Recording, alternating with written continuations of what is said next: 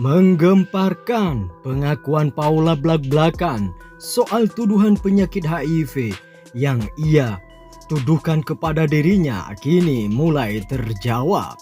Tentu saja, meneteskan air mata Paula Verhoeven ketika ditanya mengenai kebenaran soal penyakit HIV di dalam putusan cerainya dengan mantan suaminya yaitu Baim Wong. Kabar mengenai soal penyakit yang satu ini sejak awal sampai viral sudah diungkap oleh sang pengacara Baim Wong yaitu Bang Fahmi Bamid, pengacara Baim Wong.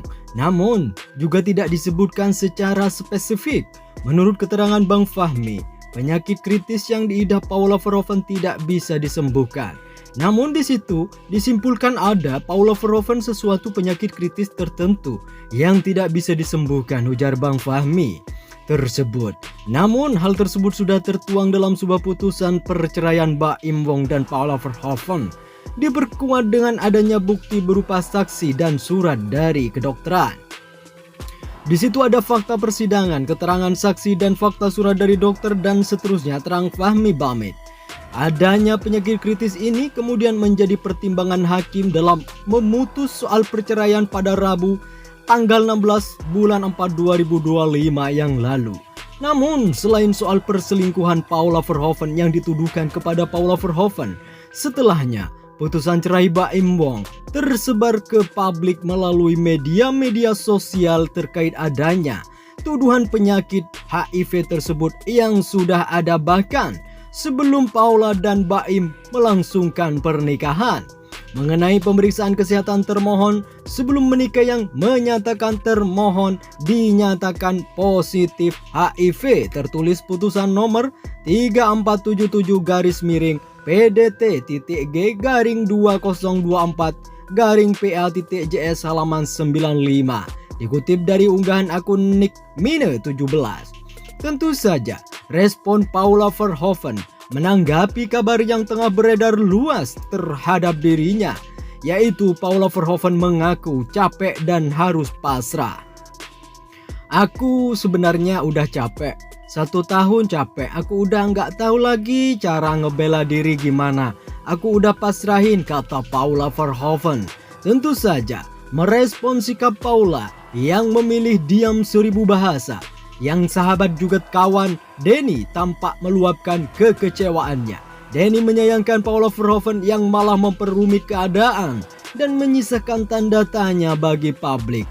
Kemarin kamu juga mutusin diem, ujung-ujungnya kamu ngomong, kata Bang Densu.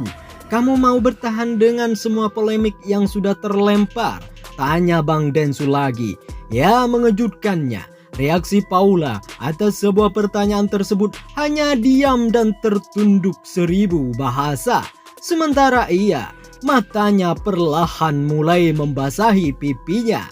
Bang Densu kemudian menyoroti pemberitaan-pemberitaan yang tengah beredar di media sosial, yaitu yang menyinggung soal kondisi sebuah kesehatan Paula Verhoeven.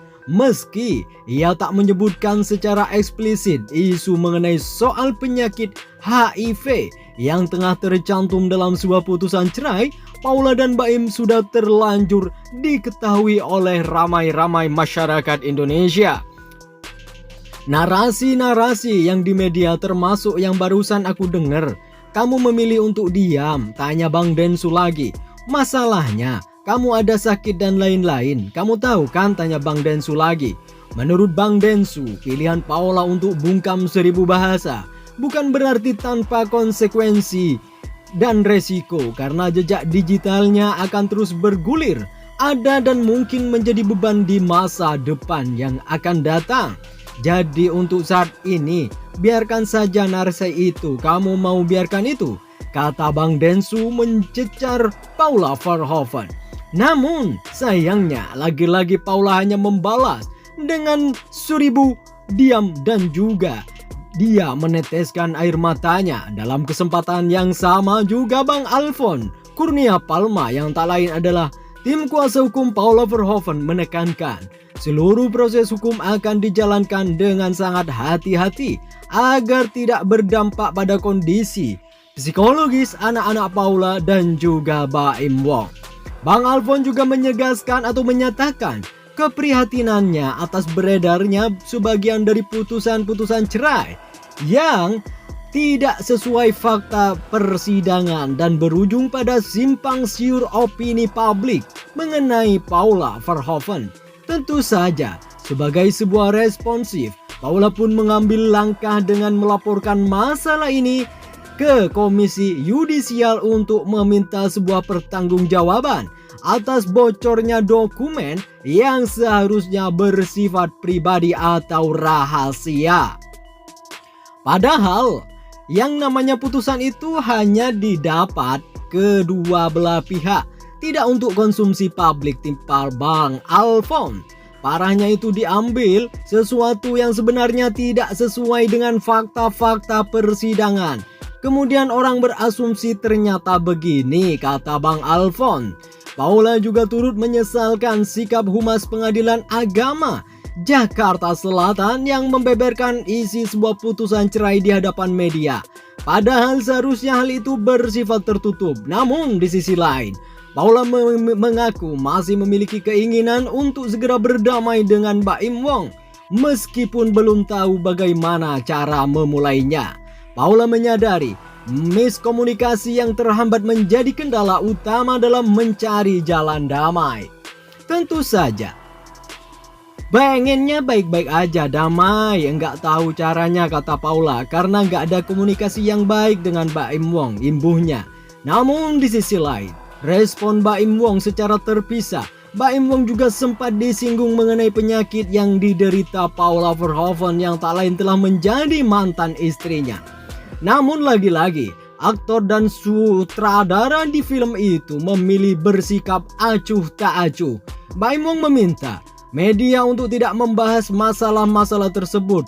Ya, kita ngomongin yang lain, ngomongin premier aja, ujar Baim Wong dalam sebuah investigasi tim Kapal Reject. Tentu saja, duda dua anak itu pun kemudian bergegas untuk memasuki mobil dan diikuti oleh asisten pribadinya yang tengah mengikutinya di belakangnya. Ya, begitulah ujian Paula Verhoeven dan juga Baim Wong, yang tentu saja tidak mudah bagi setiap orang. Namun ada bijaknya kita jangan dulu berburuk sangka terhadap apa yang belum jelas-jelas kita ketahui. Contoh seperti tuduhan atau setelah beredarnya soal penyakit HIV kepada Paula.